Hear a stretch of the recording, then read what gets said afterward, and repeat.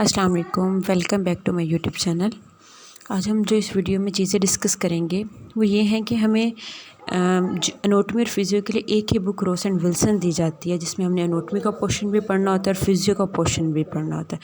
और हमें मुश्किल ये होती है, हमें पता नहीं चलता एनाटॉमी का कौन सा और फिजियो का कौन सा है। आई तो वो एक चीज़ इस वीडियो में क्लियर हो जाएगी। सेकंड की हमें यूएचएस के पॉइंट ऑफ व्यू से कौन कौन सी चीज़ करनी चाहिए और कौन कौन सी चीज़ नहीं करनी चाहिए। मतलब शॉर्ट लेके चलो, लेंथी लेके जाओगे तो शॉर्ट भी रह जाएगा। सिर्फ वो क्वेश्चंस करो, वो मतलब सिलेबस करो जो यूएचएस ने आपको दिया हुआ है। आज हम हर चैप्टर वाइज, मतलब मैं हर वीडियो अपलोड करूँगी चैप्टर वाइज कि क्या क्या चीज़ आपको करनी चाहिए, कौन कौन से क्वेश्चन यूएचएस के लिए इंपॉर्टेंट है वो भी आप लोगों को साथ मेंशन कर दूँगी, और साथ साथ कौन सा फिजियो का पोर्शन है, कौन सा एनाटॉमी का पोर्शन है। फर्स्ट हमारा जो चैप्टर है वो है सेल एंड टिश्यू। इसमें हम सेल और टिश्यूज़ के बारे में डिस्कस करेंगे। सेल्स क्या है, टिश्यूज़ क्या है, वो इसके बारे में डिस्कस होगी। मैं एक और चीज़ यहीं क्लियर करती जाऊँ कि बेसिकली जो हमारी एनाटॉमी होती है वो हमारे स्ट्रक्चर्स, पोजीशंस, एसोसिएशन स्ट्रक्चर्स जो होते हैं उसके वेट हो गया, साइज़ हो गया, सब इस पे बेस्ड करती है। और जो फिजियो होती है, फिजियो में जो भी फंक्शंस होते हैं वो फिजियो में इंक्लूड होते हैं। मतलब कि कोई भी चीज़ आएगी फंक्शन के लिए तो उस पर फिजियो पूरी की पूरी बेस्ड करती होगी। जो भी फंक्शंस होंगे हमारे एनाटॉमी और फिजियो के बुक में वो हमारे पास फिजियो के बुक में आएंगे। मतलब कि फिजियो के पेपर में आएंगे, फिजियो का पोर्शन होगा। ये अच्छे से आप अपने माइंड में एक चीज़ रख लीजिए कि ये दोनों डिफरेंस है एनाटॉमी और फिजियो में। चलिए वीडियो स्टार्ट करते हैं आप कि सेल्स क्या हैं, टिश्यूज़ क्या हैं, अब इसके बारे में कम्प्लीटली डिस्कस करते हैं और कौन कौन से पॉइंट यूएचएस में आए हुए हैं, कौन कौन से एमसीक्यूज़ आए हुए हैं, कौन कौन से क्वेश्चंस आए हुए हैं, पास्ट पेपर में कौन सी चीज़ें, वो सारी आपकी यहाँ पे क्लियर हो जाएंगी। तो अच्छे से आप वीडियो को शुरू से लेके आखिर तक देखिएगा।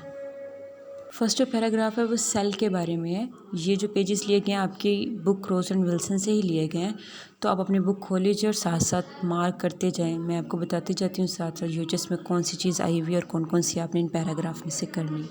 सबसे पहले सेल। सेल की डेफिनेशन करनी है। Cell is the basic structure and function unit of life. It's enough for you. इससे ज़्यादा आपने नहीं करना, बस इस पैराग्राफ में से सिर्फ अपनी डेफिनेशन करनी है। देन पैराग्राफ सेकंड स्टार्ट हो रहा है the cell structure and function. इसमें एक एमसीक्यूज आता है और पास्ट पेपर में भी 2-3 दफ़ा आ चुका है। The human body develops from a single cell called the zygote. ये आपके पास्ट पेपर में आ चुका है, ये एमसीक्यूज आता है। सेकंड, ये इसमें साइटोसोल की डेफिनेशन दी हो गया। Cell consist of plasma membrane enclosing a number of organelles suspend in watery fluid called cytosol. ये डेफिनेशन भी आ चुकी है पास्ट पेपर में। इन दो पैराग्राफ में से यही करनी है। ऊपर वाले पैराग्राफ में से सिर्फ सेल की डेफिनेशन और नीचे वाले पैराग्राफ में आपने वही एमसीक्यूज एक कर लें और एक ही साइटोसोल की डेफिनेशन कर लें। देन हमारे पास जो स्टार्ट होता है वो है प्लाज्मा मेम्ब्रेन। प्लाज्मा मेम्ब्रेन में कुछ पॉइंट्स हैं, वो आप अपनी बुक पे साथ साथ लिख लें ताकि आपको ईजिली याद हो जाए। एज अ पॉइंट की वे में आप ना याद क्या करें। क्या है first, the plasma membrane consist of 2 layer of phospholipid. ये 2 लेयर ऑफ फॉस्फोलिपिड पे कंसिस्ट करती है विद प्रोटीन एंड शुगर जी एम्बेडेड इन दैम। 2 पॉइंट अभी तक हमने किए हैं। Consist of 2 layers of phospholipid, एक ये हो गया। Second, protein and sugars embedded in them. And then the phospholipid molecules have a head which is electrically charged and hydrophilic and a tail which is hydrophobic. अब इसमें 2 चीज़ें दी जाती हैं, एक हेड होता है, एक टेल होता है। जो हमारे पास ये हेड होता है वो हाइड्रोफिलिक होता है और जो टेल होती है वो हाइड्रोफोबिक होती है। हाइड्रोफिलिक मीन्स वाटर लविंग और हाइड्रोफोबिक मीन वाटर हेटिंग। मतलब हाइड्रोफोबिक होगा तो वाटर को रिपेल करेगा और अगर हाइड्रोफिलिक होगा तो वाटर को अपनी तरफ खींचेगा, अट्रैक्ट करेगा। फिर आगे क्या कहता है, the phospholipid bilayer is arranged like a sandwich with the hydrophilic head. अब इसमें हमने वही चीज़ें, वही 4-5 पॉइंट रख लीजिए आप। The plasma membrane consist of 2 layer of phospholipid with protein and sugar embedded in them. 2 points ये हो गए। सेकंड क्या है, इसमें हेड और टेल भी है। हेड हमारे पास हाइड्रोफिलिक है, टेल हाइड्रोफोबिक है। ये पॉइंट्स रख लीजिए। फिर second, the phospholipid bilayer is arranged like a sandwich. ये जो 3-4 पॉइंट्स हैं इसको आप कर लीजिए इसमें से प्लाज्मा। नेक्स्ट हमारे पास है मेम्ब्रेन प्रोटीन। मेम्ब्रेन प्रोटीन्स में हमें इस पैराग्राफ में यही चीज़ बताई गई है कि मेम्ब्रेन प्रोटीन एक चैनल्स होते हैं जिसकी वजह से हमारे जो मूवमेंट हो रही होती है वो हो रही होती है। जो इन वाली चीज़ें होती हैं अंदर वाली होती हैं वो बाहर आ रही होती हैं और जो बाहर वाली होती है वो अंदर आ रही होती हैं, जो अंदर वाली होती है वो बाहर जा रही होती हैं। और नेक्स्ट इसके ना फंक्शंस दिए हुए हैं। अगर आपसे ये नहीं होते तो कुछ मैं आपको बता देती हूँ, आप लिख लें अपने बुक पे। एज अ रिसेप्टर काम करता है ये, एज अ एंजाइम वर्क करता है ये, एज अ ट्रांसपोर्ट वर्क करता है और as a sodium potassium pump work करता है। अब इसमें भी इन्होंने यही चीज़ बताई है। Branch carbohydrate molecules have head to the ये भी हेड के बारे में बता रहे हैं। They can act as receptor, वही बात आ गई। दे एक्ट एज एंजाइम, वही बात होगी। और transport protein from channels. Then last वाला है some involve in the potassium pump transport substance, वही आप 4 पॉइंट्स कर लें। Act as a receptor, act as enzymes, act as a transporter, act as a sodium potassium pump. ये आपके enough है। यहाँ तक आपका ये जो मेम्ब्रेन प्रोटीन के फंक्शन से ये बस यही कर लें आप। और ये पास्ट पेपर में आया हुआ है, इसके लिए इसको लिख लें आप बुक के ऊपर। और ये जो सेल वाला टॉपिक है ये बेसिकली फिजियो का पोर्शन है। इसमें से एनाटॉमी नहीं आती, फिजियो ही आती है इसमें से। जो अब तक हमने पढ़ा ये फिजियो का ही पोर्शन और फिजियो ही इसमें से आएगी सारी की सारी। कोई अभी एनाटॉमी की कोई चीज़ नहीं पड़ी। और ऊपर ये एक सिंपलेस्ट सेल की डायग्राम दी गई है, इसको अच्छे से कर लें क्योंकि ये हमारे माइक्रो का जो सब्जेक्ट है उसमें भी और इसमें भी, ये आपके पेपर में भी पास्ट पेपर अगर देखे जाएं फिजियो के भी और माइक्रो के भी, उन दोनों में ये डायग्राम आई हुई है। ये डायग्राम आप ड्रॉ कर लें अच्छे से। इसके अंदर जो पार्ट्स हैं उसको लेबल करना अच्छे से देख लें। 2 नंबर की या फिर इस तरह ही, मतलब कि 2 हो गए 3 या इस तरह के, मतलब इस तरह की रेंज में मार्क्स में आ जाती है ये डायग्राम। तो आप इसको अच्छे से कर लें। जो चीज़ मार्क्स देती है उसको अच्छे से करते जाएँ आप साथ साथ। नेक्स्ट जो आपकी बुक पे है वो ऑर्गेनाइज दी हुई है, लेकिन उससे पहले ये डायग्राम दी हुई है आपको प्लाज्मा मेम्ब्रेन की, और ये भी पास्ट पेपर में आ चुकी है। सो आप इसको भी अच्छे से देख लें। इसमें वही हेड और टेल, ये नीचे बना हुआ हेड और टेल हाइड्रोफिलिक होता है, हाइड्रोफोबिक होता है। ये अच्छे से बनाना सीख लें। हाइड्रोफोलिक के आगे, हाइड्रोफिलिक और हाइड्रोफोबिक के आगे वो लिख भी दीजिएगा कि वाटर लविंग कौन सा है, वाटर हीटिंग कौन सा है। फिर नेक्स्ट ऑर्गेनाइज है। सबसे पहले तो ऑर्गेनाइज के नाम अच्छे से कर लें क्योंकि ऑर्गेनाइज के नाम अक्सर वो पूछ लेता है कि इनलिस्ट कर दें इनके नाम। ये हमारे पास कौन कौन सी होती है, इनके नाम अच्छे से तैयार कर लें। ये अक्सर आते हैं, डिटेल बाद में पढ़ते हैं, पहले नाम। इसमें न्यूक्लियस हो गया, माइटोकॉन्ड्रिया हो गया, राइबोसोम्स हो गया। उसके बाद हमारे पास ये एंडोप्लाज्मिक रेटिकुलम दिया हुआ है, गोल्गी अपरेटस दिया हुआ है, लाइजोसोम, साइटोस्केलेटन। ये हमारे पास है ऑर्गेनाइज के नाम। इनके नाम अक्सर पास्ट पेपर में देखा जाए फिजियो के लिहाज से तो इसके नाम पूछे होते हैं, तो आप ये नाम अच्छे से तैयार कर लें इनमें। अब हम 1 बाय 1 सबको डिस्कस करते हैं। सबसे पहले है न्यूक्लियस। न्यूक्लियस में जो हमें ये रोजन विल्सन में पैराग्राफ दिया हुआ है ये बेस्ट है। द न्यूक्लियस कंटेन द, सबसे पहले आप जो सेकंड पैराग्राफ है इसकी डेफिनेशन दी हुई है, इसको अच्छे से तैयार करें। The nucleus contain the bodies genetic material in the form of deoxyribonucleic acid they directs at all the metabolic activities. यहाँ तक आप ये पहले कर लें अच्छे से। फिर उसके बाद वो कहता है कि it is non dividing cell, DNA is present the fine network thread like called chromatin, but when the cell prepare to divide, chromatin form distant structures। ये आप अच्छे से कर लें। फिर उसके बाद ऊपर वाला जो पैराग्राफ है उस पर आ जाएं। All body cells have a nucleus with exception of mature erythrocyte red blood cells. ये MCQs भी आ चुका है पास्ट पेपर में। मैं साथ साथ आपको बताती जा रही हूँ कि MCQs क्या आए हैं, क्वेश्चंस क्या आए हैं। इसलिए आप वीडियो को कहीं से भी स्किप ना कीजिएगा और पूरी देखिएगा ताकि आपको पता चले कि क्या क्या चीज़ MCQs में थी और क्या क्वेश्चन में थी। हमने सबसे पहले कह दिया कि ये न्यूक्लियस वाला पैराग्राफ सेकंड हमने पैराग्राफ कर लिया। फिर ऊपर वाला जो पैराग्राफ है उसमें MCQs दिया हुआ है ना, अरिथ्रोसाइट्स वाला, उसको आप अच्छे से देख लें। फिर यही चीज़ बताई हुई है कि जो हमारे पास न्यूक्लियस है इसमें DNA भी होता है, RNA भी होता है। जो DNA के बारे में बता दिया कि metabolic activity non dividing cell होता है DNA, जो कि फाइन नेटवर्क के मतलब थ्रेड लाइक नेटवर्क में प्रेजेंट होता है, जिसको हम क्रोमेटिन कह देते हैं।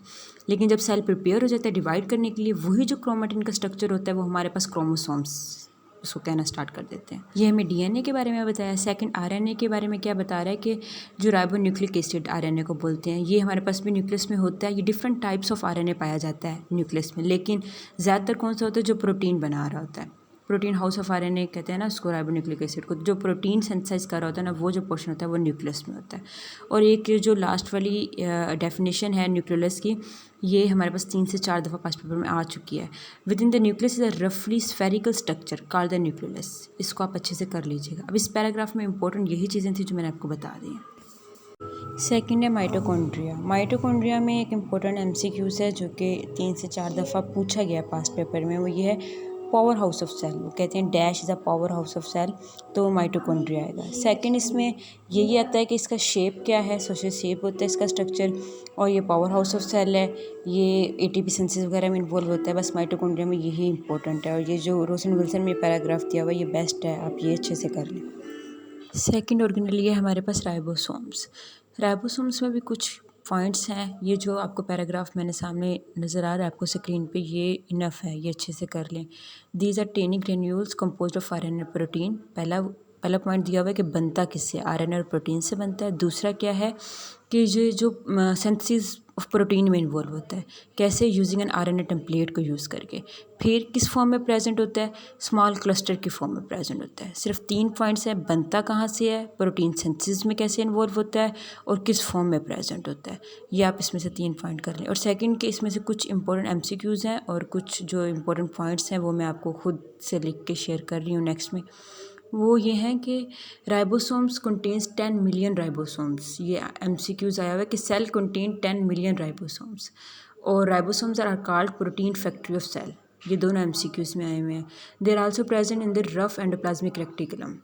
Ribosomes are large particles of about 20 nanometre in diameter, composed of 70 to 80 proteins, also found in the nuclear membrane and nucleus। ये इसके इंपॉर्टेंट एमसीक्यूज़ और पॉइंट्स हैं, ये कर लें। देन ऑर्गेनेली है एंडोप्लाज्मिक रेक्टिकुलम। इसमें भी इंपॉर्टेंट पॉइंट्स मैं खुद से आपको लिख के दे देती हूँ। ये जो पैराग्राफ है ये इनफ है। ये 2 तरह की होती है, एक स्मूथ होती है और एक रफ़ होती है। जो स्मूथ एंडोप्लाज्मिक रेक्टिकुलम होती है उसमें हमारे पास राइबोसोम्स नहीं होता और जो रफ़ होती है उसमें हमारे पास राइबोसोम्स पाया जाता है। इसमें बेसिकली यही चीज़ें डिस्कस की गई हैं। अगर आप ये कर लोगे ये भी इनफ है। वो क्या कहते हैं? Rough endoplasmic reticulum smooth do not have ribosomes. वही बात आ गई कि स्मूथ में राइबोसोम नहीं होता, ये एमसीक्यूज़ भी आया हुआ है। और growth hormones are protein in nature. भाई ये इसके एग्जांपल सी भी है कि स्मूथ की कौन सी है। और वही रफ़ को आप देख लीजिएगा कि रफ़ में राइबोसोम्स होते हैं और स्मूथ में राइबोसोम्स नहीं होते। यही इस ऑर्गेनेलिस के बारे में है और जब भी आया है इसी के बारे में आया और कुछ नहीं उन्होंने पूछा इसमें से। देन है गोल्जी अपरेटस। गोल्जी अपरेटस में भी ये जो पैराग्राफ है ये इनफ है आप लोगों के लिए। और ये कुछ ऐसी ऑर्गेनेलिज हैं जो मतलब ज़्यादा रिपीट नहीं हुई, ये जिसमें नाम आ जाते हैं इनके या फिर इसके बारे में थोड़ा कुछ पूछ लेता है। अब इसमें भी यही 2-3 पॉइंट्स इंपॉर्टेंट हैं कि वो क्या कहता है कि क्लोजली फोल्डेड फ्लेटेड मेम्ब्रेन सैक्स होते हैं ये।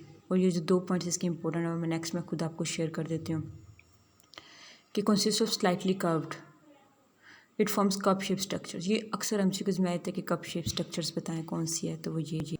देन है लाइजोसोम्स। लाइजोसोम में भी वही है, स्मॉल मेम्ब्रेनस वेसिकल है, pinched off the Golgi apparatus है ये contain variety of enzymes involve the breaking down fragment of organelles and large molecules. इसमें भी जो इंपॉर्टेंट पॉइंट्स हैं मैं आपको नेक्स्ट मेंशन कर देती हूँ, वही कर लीजिए आप। स्फेरिक एंड ओरल शेप्ड होती है ये organelle by the single membrane. Spherical और ओरल शेप्ड होती है ये मेम्ब्रेन। और इसके बाद typical cell contain the amount of lysosome 100 lysosomes एक सेल जो होता है ना वो कंटेन करता है। और ये हमारे पास जो सी डिफेंस सिस्टम ऑफ बॉडी में इन्वॉल्व वगैरह होती है, ये इसका में यही 3 पॉइंट्स अगर आप लाइजोसोम्स में कर लें तो ये जो ऑर्गेनेलिस पीछे वाली थी वो जो इंपॉर्टेंट थी वो मैंने बता दिया पॉइंट, वो ये इतनी नहीं है, ये इंपॉर्टेंट पॉइंट्स है तो इसलिए। नेक्स्ट है मेरे पास साइटोस्केलेटन। ये इसकी डेफिनेशन भी आई हुई है, extensive network of tiny protein fibres past papers में। और माइक्रोफिलामेंट्स और माइक्रोट्यूब्यूल्स के बारे में अक्सर पूछ लेते हैं। और सेकंड ये सेल एक्सटेंशन जो है इसके 3 पॉइंट्स हैं, माइक्रोविलाई, सिलिया और फ्लैजेला। ये भी तीनों मतलब अक्सर पूछ लेते हैं, ये आप अच्छे से कर लें। साइटोस्केलेटन की डेफिनेशन कर लें, माइक्रोफिलामेंट्स माइक्रोट्यूब्यूल्स के बारे में कर लें, ये अक्सर हमसे पूछेगा। और सेंट्रोसोम्स की भी डेफिनेशन आई हुई है। हमने सेल के बारे में डिस्कस किया है अभी पीछे, तो हम अब उसके क्वेश्चंस देखते हैं जो यूएचएस में आए हुए हैं सेल के हवाले से। अभी जो फिजियोलॉजी में क्वेश्चन आए हुए हैं सेल के हवाले से ये आया हुआ है enlist membrane organelles of cell. मैंने टॉपिक स्टार्ट करने से पहले ही बताया था कि ऑर्गेनेलिज आती हैं, उसमें कौन कौन से इस क्वेश्चन का आंसर क्या होगा? माइटोकॉन्ड्रिया, राइबोसोम्स, लाइजोसोम्स, साइटोस्केलेटन, ये इसका आंसर होगा। देन सेकंड पार्ट में इसने क्या कहा है, what are the difference between peroxisomes and lysosomes. और ऐसे ही क्वेश्चन यूएचएस में आते हैं, मतलब 2 पोर्शन बने होते हैं, उनको डिवाइड कर दिया जाता है, कोई 1 मार्क्स में कोई 2 मार्क्स में। और फर्स्ट आंसर हमें आता था, लेकिन सेकंड हमें पेरोक्सिसोम्स और लाइजोसोम्स के बारे में डिफरेंस के बारे में हमने पीछे नहीं किया, तो वो मैं आपको यहाँ करवा देती हूँ नेक्स्ट कि पेरोक्सिसोम्स और लाइजोसोम्स क्या है, डिफरेंस क्या है। पेरोक्सिसोम्स और लाइजोसोम्स के डिफरेंस के बारे में वो क्या कहता है, lysosomes and peroxisomes both contains enzymes and are membrane bounded organelles. ये अगर उसका सिमिलरिटी आ जाए उसमें भी आप ये लिख सकते हो। और डिफरेंस में क्या कहते हैं, because lysosome digest materials like bacteria. Lysosome कौन सा है, वो डाइजेस्ट करता है बैक्टीरिया को और उसको डेड ऑर्गेनेलिस वगैरह इनको डाइजेस्ट करता है। लेकिन जो पेरोक्सिसोम्स है वो क्या करता है, aid in lipid metabolism and chemical detoxification, वो डिटॉक्सिफिकेशन करवा रहा होता है। लाइजोसोम्स है वो हमारे पास बैक्टीरिया और जो सी डेड ऑर्गेनेलीज होगी उसकी डाइजेशन करवा रहा होगा, और जो पैरोक्सिसोम्स होगा वो केमिकल डिटॉक्सिफिकेशन करवा रहा होगा। ये इसका मेन डिफरेंस है। अब हम चलते हैं अपने सेकंड क्वेश्चन की तरफ। सेकंड क्वेश्चन है हमारे पास, what do you know about mitochondria. वही जो मैंने आपको पॉइंट्स बताए माइटोकॉन्ड्रिया के वो कर लें, इनफ है। पावर हाउस ऑफ सेल है जो मैंने पीछे बताए वो सारे। सेकंड हमें कहते हैं कि स्टेट इट्स फंक्शन। उसके पैराग्राफ में हमने फंक्शंस इतने अच्छे से नहीं किए थे, तो मैं ये आप लोगों को फंक्शन यहीं पे करवा देती हूँ कि आपने क्या करना है। लेकिन माइटोकॉन्ड्रिया के जो पॉइंट्स हैं जो आपके रोसन विल्सन में दिए हुए हैं वो आपके लिए बहुत अच्छे हैं, वो आप अच्छे से करें। माइटोकॉन्ड्रिया स्टेटस फंक्शन, इसके फंक्शंस के बारे में हम क्या करेंगे कि जो माइटोकॉन्ड्रिया हमारे पास रेगुलेट करता है मेटाबॉलिक एक्टिविटी ऑफ सेल, एक पॉइंट ये हो गया। दूसरा हमारे पास जो ग्रोथ होती है उसको प्रमोट करता है, सेल को मल्टीप्लाई करता है। ये आप इसको दो में भी डिवाइड कर सकते हो कि ग्रोथ को प्रमोट करता है और सेल को मल्टीप्लाई करता है। तीसरा हेल्प डिटॉक्सिफिकेशन अमोनिया, जो अमोनिया उसको डिटॉक्सिफाई करता है। फिर क्या करता है चौथा, help an important role in apoptosis programme cell death, मतलब कि जो प्रोग्राम सेल डेथ होती है ना उसमें ये इंपॉर्टेंट रोल प्ले करता है। ये आपके 4 इंपॉर्टेंट फंक्शंस है, ये अच्छे से कर लें। बाकी आपके सेल के लिहाज से सारा यूएचएस का सिलेबस कवर हो चुका है, या आप मेरी वीडियो कर लेंगे तो इनफ है आपके लिए, इससे ज़्यादा आपको करने की ज़रूरत नहीं है। ये अच्छे से कर लें। वीडियो को लाइक करें, शेयर करें और सब्सक्राइब करें ताकि हम आपके लिए ज़्यादा से ज़्यादा वीडियो बना सकें। थैंक्स।